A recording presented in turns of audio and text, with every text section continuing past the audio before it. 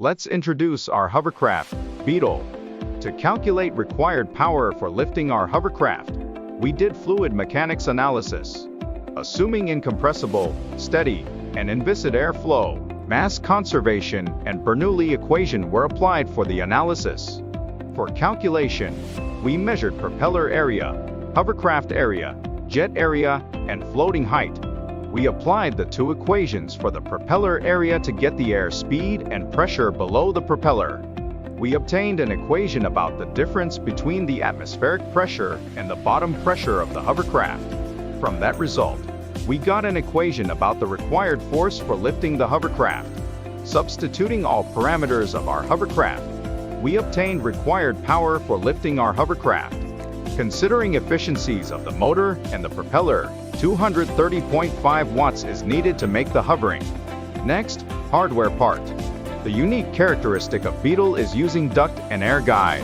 By controlling air flow direction using air guide, it can perform straight or turning motion. We adjust thrust motor power to control yaw angle.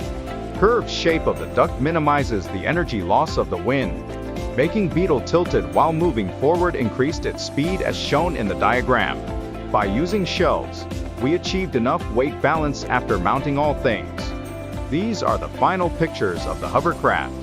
Next, let's introduce our software part. We used LiDAR to detect the distance between front or side wall and IMU to measure Beetle's yaw angle.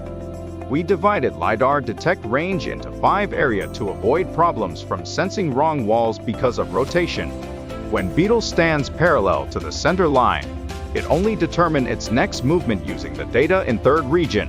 But when it is rotated like this diagram, it recognizes second region so that it can dismiss data that might be from the wrong wall. We apply PID controller to maintain Beetle's path on the center line.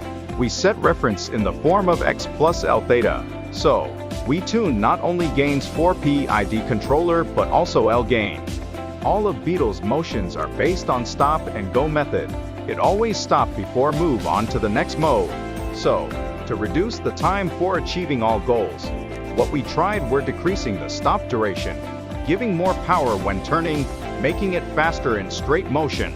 Our team dedicated all our efforts for Beetle. Especially thanks for Professor Subham Choi for always giving us advice for our project. For now, we'll show videos that can show improvement of Beetle.